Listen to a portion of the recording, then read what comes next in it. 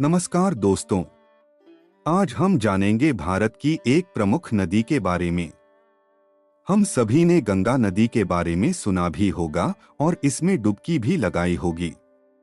लेकिन आज के वीडियो में हम मां गंगा की बात नहीं कर रहे हैं।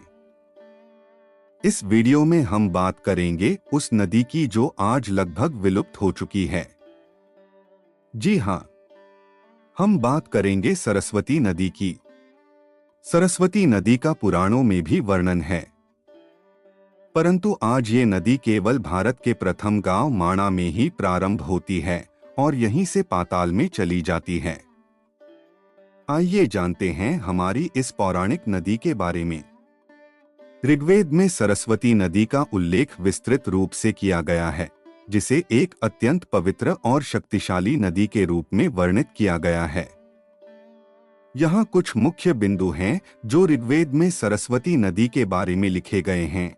सरस्वती को नदीत्मा अर्थात नदियों की सर्वोत्तम नदी कहा गया है। इसे अमृत में, नदित में, देवित में अर्थात सबसे प्रिय, सबसे उत्तम और सबसे दिव्य नदी कहा गया है। सरस्वती नदी को ज्ञान, विद्या और संगीत की देवी सरस्वती से जोड़ा गया है। ऋग्वेद के कई सूक्तों में सरस्वती नदी का उल्लेख मिलता है, जिसमें इसे एक विशाल और प्रवाहमान नदी के रूप में दर्शाया गया है जो पर्वतों से लेकर समुद्र तक बहती है।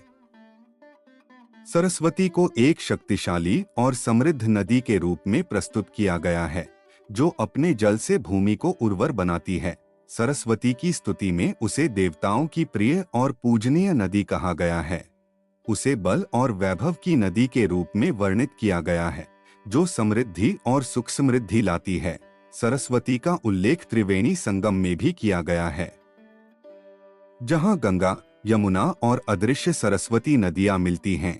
इसे एक अदृश्य और आध्यात्मिक नदी के रूप में भी माना गया है, जिसका अस्तित्व भौतिक रूप से समाप्त हो गया, लेकिन उसका आध्यात्मिक महत्व आज भी कायम है। ऋग्वेद में सरस्वती के इन वर्णनों से पता चलता है कि यह नदी प्राचीन भारतीय सभ्यता में कितना महत्वपूर्ण स्थान रखती थी और कैसे इसे देवी के रूप में पूजा जाता था। सरस्वती नदी का यह दिव्य और ऐतिहासिक महत्व आज भी भारतीय संस्कृति और धर्म में बना हुआ है। सरस्वती नदी, जो एक समय प्राचीन भारत की प्रमुख नदी थी, माना जाता है कि प्राकृतिक और मानवीय कारणों के संयोजन के कारण सूख गई। आइए उसके कुछ कारण देखते हैं। जलवायु परिवर्तन। सहस्त्राब्दियों में जलवायु पैटर्न में परिवर्तन से वर्षा की मात्रा कम हो सकती है और वाष्पीकरण बढ़ सकता है, जिसके कारण नदी सूख गई। टेक्टोनिक गतिविधि। पृथ्वी की पपड़ी में हुए बदलावों ने नदी के मार्ग को बदल दिया हो सकता है, जिसके कारण यह धीरे धीरे गायब हो गई। वृक्षों की कटाई। कृषि और शहरीकरण के लिए बड़े पैमाने पर वृक्षों की कटाई ने क्षेत्र की जल प्रतिधारण क्षमता को कम कर दिया हो सकता है, जिससे नदी का प्रवाह प्रभावित हुआ। जल का अत्यधिक उपयोग। सिंचाई और अन्य उद्देश्यों के लिए नदी के जल का अत्यधिक उपयोग इसके संसाधनों को खत्म कर सकता है। सरस्वती नदी का उल्लेख प्राचीन भारतीय ग्रंथों जैसे ऋग्वेद में मिलता है, जो इसके प्रारंभिक वैदिक संस्कृति में महत्व को दर्शाता है। समय के साथ जब नदी सूख गई, इसका महत्व कम हो गया और यह अंततः मिथक और किंवदंती का हिस्सा बन गई। सरस्वती नदी के बारे में ऐसी एक और कथा प्रख्यात है।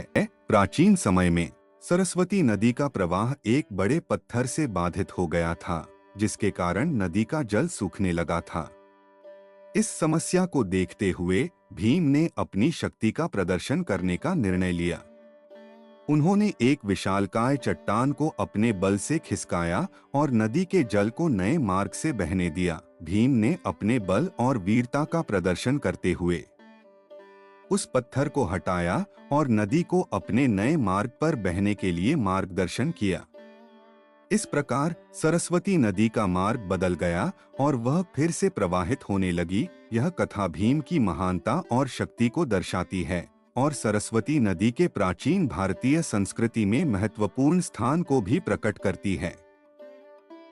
इस प्रकार की कथाएं हमें भारतीय मिथकों और इतिहास की गहराई में ले जाती हैं और हमें महान व्यक्तित्वों के साहसिक कार्यों के बारे में सिखाती हैं।